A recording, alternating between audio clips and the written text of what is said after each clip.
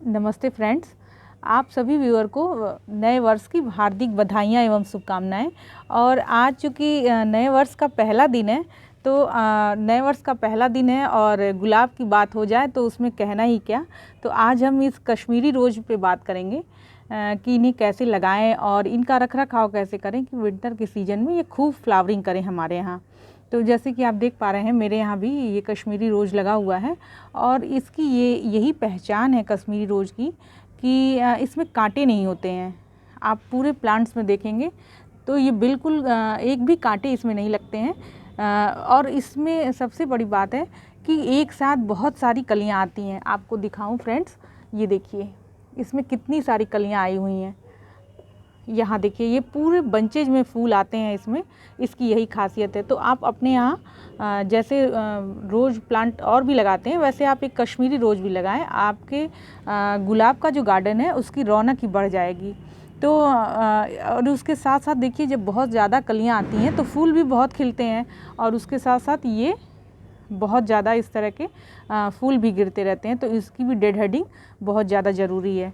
तो आइए अब हम अपना वीडियो शुरू करते हैं। तो सबसे पहले इसकी मिट्टी की बात कर लेते हैं कि इसमें मिट्टी कैसे देंगे। तो जैसा कि मैं हमेशा बताती ही रहती हूँ कि आप कभी भी रोज़ प्लांट का जब लगाएं पौधा तो खूब भुरभुरी मिट्टी वाला ही बनाइए। जैसे देख पा रहे होंगे आप, ये पानी पड़ा हुआ है, देखिए इसमें कितना मॉइस्चर है, लेकिन ये है कि पूरी भुरभुरी मिट्टी है। और भुरभुरी मिट्टी बनाने के लिए हम पॉटिंग सॉइल एक हिस्सा लेंगे। जैसे आप किसी भी डब्बे को या किसी भी चीज़ को मेज़रमेंट बना लीजिए।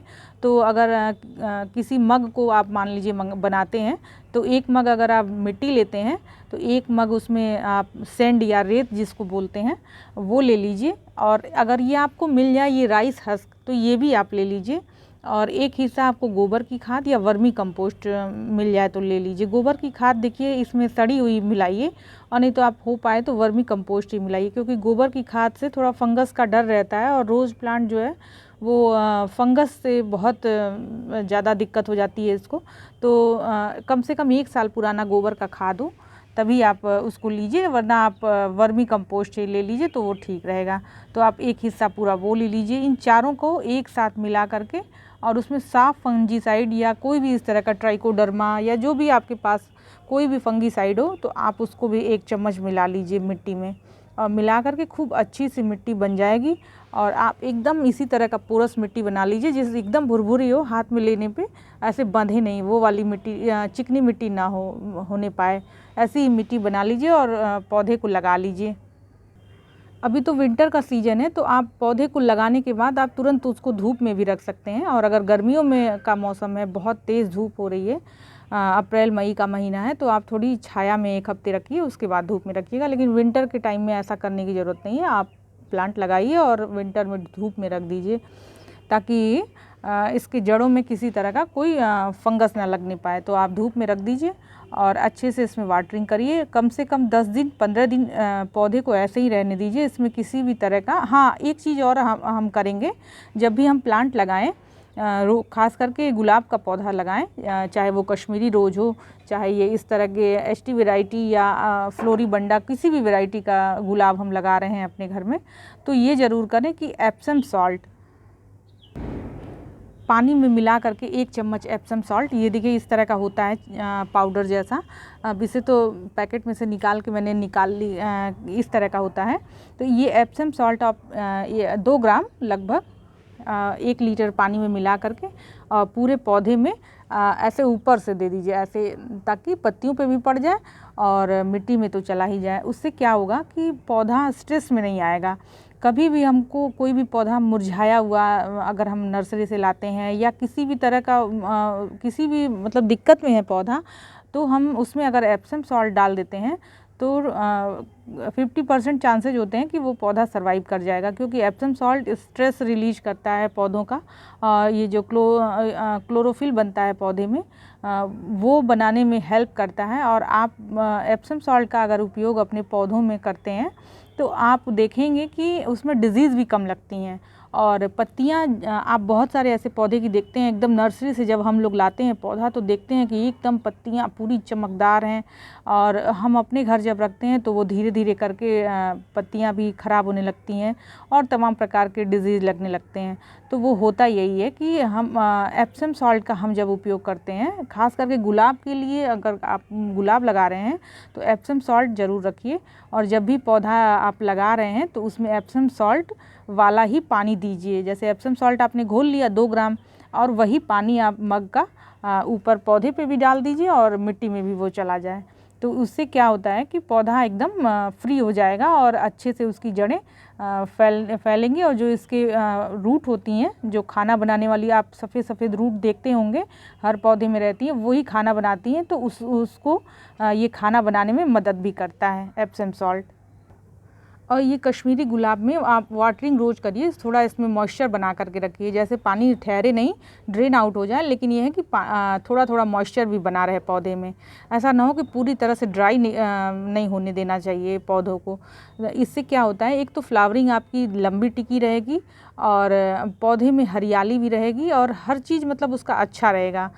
जैसे नमी पसंद करता है आपका रोज़ प्लांट, और डेली अगर आप सावरिंग करते हैं तो इसमें पेस्ट अटैक भी कम लगते हैं। जो भी एफिड्स और माइट्स का जो अटैक होता है वो जैसे थोड़ा हम ड्राई छोड़ देंगे ना, तो ये जो कोमल पत्तियां होती हैं और ये इसके साथ साथ ये जो कलियां होती हैं, इसी टिप पे ही लगना शुरू होता है माइट्स का अटैक, और वो पूरे पौधे में फैल जाता है।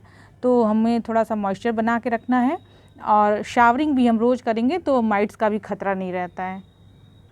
अब हम फर्टिलाइज़र की बात इसमें करते हैं।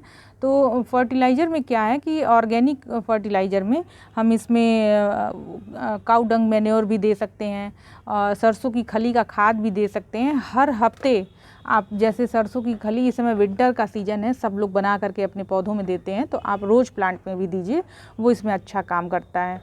और पतला हमेशा जो भी सरसों की खली बनाई जाती है तो उसको पतला करके बनाया जाता है कि वो पूरा जैसे पानी जब हम गिराते हैं तो वो एकदम ट्रांसपेरेंट हो, इतना पतला पानी होना चाहिए। उस तरह का पानी ही हमें देना चाहिए, क्योंकि बहुत मोटा देंगे ना तो वो ऐसे परत जम जाती है ऐसे, और उसी में फंगस लगने से पौधे ख़राब होते हैं। तो हमको उसको इतना डाइल्यूट कर लेना है कि वो एकदम पानी जैसा हो जाए और एकदम ट्रांसपेरेंट दिखाई दे, तब हम उसको अपने पौधों में उपयोग करें। बहुत थोड़ा सा, अगर आप 1 मुट्ठी आप भर करके लेते हैं तो आपका कम से कम 5 लीटर 7 लीटर पानी तैयार हो जाएगा उतने में। तो वो पूरा ट्रांसपेरेंट तैयार होगा और आप उसको दीजिए, आपके पौधों में फ़ायदा करेगा। बहुत ज़्यादा दे देने से वो नुकसान करता है, पूरा फंगस का खतरा रहता है उससे। इसके साथ साथ हम इसमें डीएपी का उपयोग भी कर सकते हैं। ये केमिकल फर्टिलाइज़र है। आप पौधा जब लगा रहे हैं तो उसमें आप कम से कम जैसा आपका प्लांट, जैसे ये बड़ा पॉट है, लगभग ये 12 इंच का पॉट है, तो आप इसमें पूरा 1 चम्मच भर करके कम से कम 20 दाने आप इसमें दे सकते हैं डीएपी। हालांकि अभी मैंने इसमें इधर दिया नहीं है, लेकिन दूंगी अभी, क्योंकि फर्टिलाइज़र वो फोलियर स्प्रे में भी आप ये केमिकल फर्टिलाइज़र का आप इस्तेमाल करिए, और वो मैं करती हूँ और आपको भी दिखाती भी हूँ।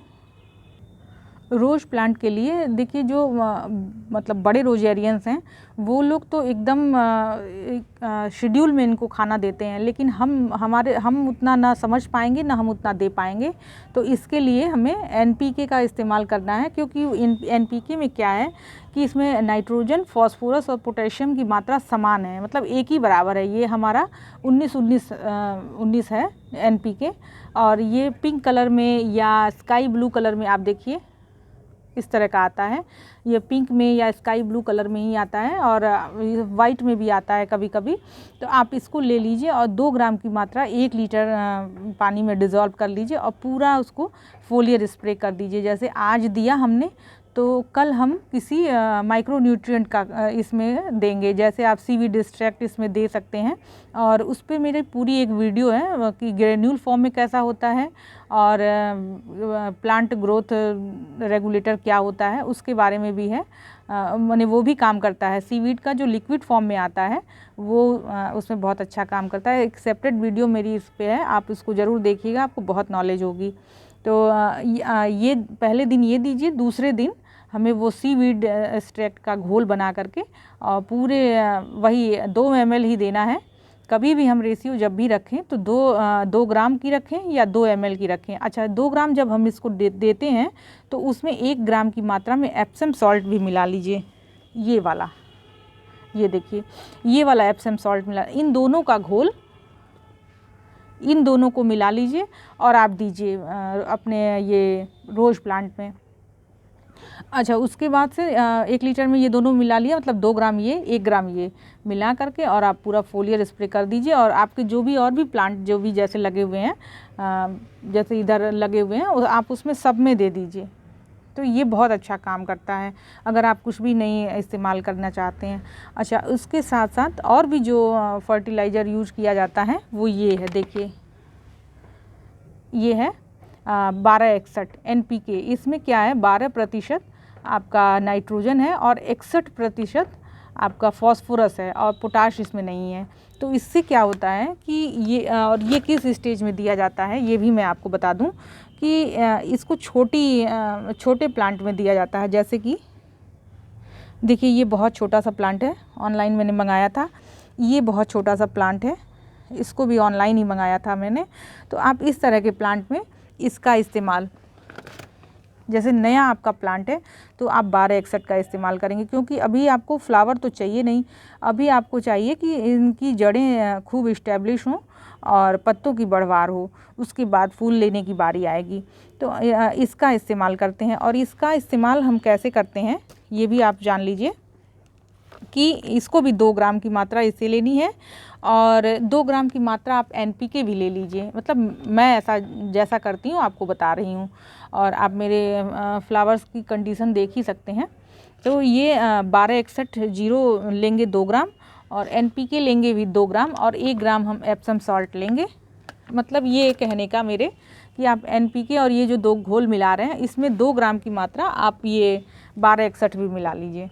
तो उससे पूरा आप चलाइए इसको 1 हफ्ता, एक दिन छोड़ करके, और बीज 1 दिन जो बचा हुआ है उसमें आप वो सीवीड एक्सट्रैक्ट दीजिए एकदम अच्छे से घोल करके। अब बताती हूँ कि 1261 देने से फ़ायदा क्या होता है। 1261 देने से फ़ायदा ये होता है कि जो ये डंडियाँ निकलती हैं, आपको दिखाऊं, जैसे ये प्लांट है तो इसको हटा दूं, ये प्लांट है तो इसमें ये देखिए आप, ये कई कल्ले निकले हुए हैं, इसमें कई डंडियाँ निकली हुई हैं। ये डंडियाँ निकालने का काम भी फास्फोरस ही करता है। तो नीचे से जड़ों की बढ़वार भी होती है और ये डंडियाँ भी अधिक निकलती हैं, और जितनी ज़्यादा स्टेम होगी उतने ही ज़्यादा फ्लावर आपके प्लांट में आएंगे। तो इसीलिए 1261 का उपयोग होता है। और NPK मिला लेने से उसमें पोटाश भी मिल जाता है, तो इससे ये प्लांट में बहुत अच्छा काम करता है।